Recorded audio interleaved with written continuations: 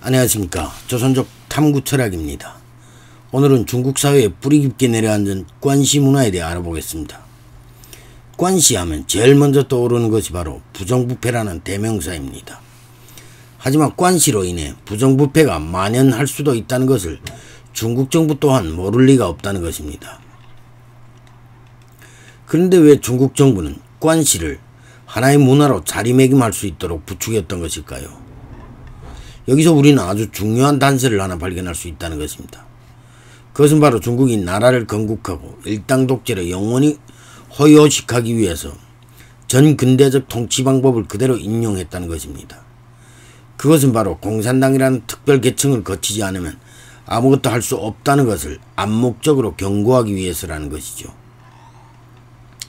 바로 이러한 공산당 떨거지들이 압도적인 권력으로 노예들을 지켜보고 있다는 것을 암시하기 위해서 고안해낸 방법이 바로 청나라식인 만주인 고관대인들이 즐겨 사용하던 권력의 절대적 위상이라는 것이죠.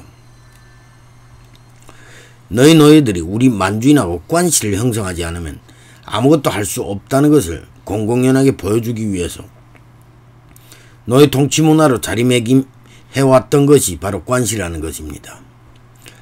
한족이라는 듣도 보도 못한 새로운 정체성은 스스로 이데올로기를 만들 수 있는 능력도 없었고 스스로 방향을 설정할 수도 없었다는 것입니다. 그래서 중국은 청나라 만대인들이 즐겨 사용하던 악랄한 통치 이데올로기를 그대로 인용했던 것이죠. 그것도 자기들을 개돼지로 착취하던 청나라 이데올로기를. 하지만 중국이라는 돌연변이 국가는 정신승리로 만들어진 국가이기 때문에 절대 부끄럽고 미안하고 불쌍한 마음이 없다는 것입니다.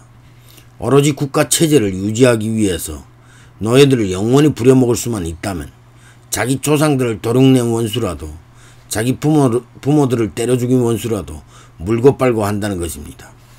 왜냐하면 한족이라는 민족 정체성이 허구이기 때문에 중국이라는 국가도 허구이기 때문이라는 것이죠. 오로지 자기밖에 없고 현재밖에 없고 집단을 위한 정신도 없고 민족을 위한 정신도 없으니 국가라고 하기에는 너무 전근대적이라는 것입니다.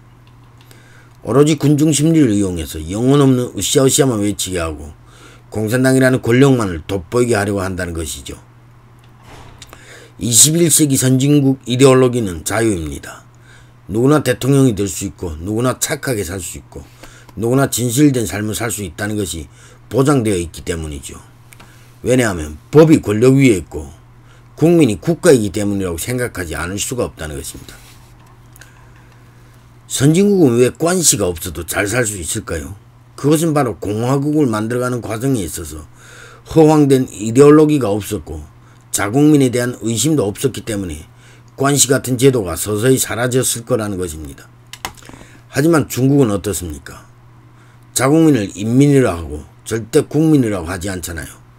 여기서부터 중국은 자국민에 대한 의심을 항상 1순위에 놓고 자국민이 서로 단결할 수 없도록 이간질만 시키려고 했다는 것이죠.